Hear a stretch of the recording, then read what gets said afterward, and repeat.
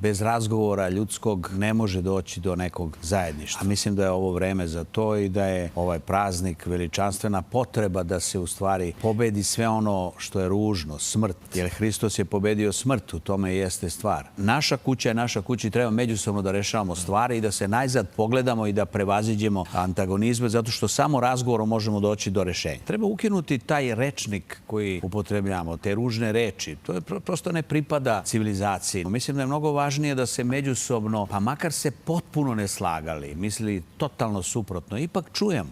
Ne možeš da budeš uvek u pravu. Sagledaj sebe malo i sa strane. Treba učestvovati u životu sa osjećanjem da od drugog možeš nešto i dobro da čuješ, a ne samo loše. I studenti, oni su pobednici, ali treba to da shvate. To je važno da shvate. Ništa više u Srbiji neće biti isto.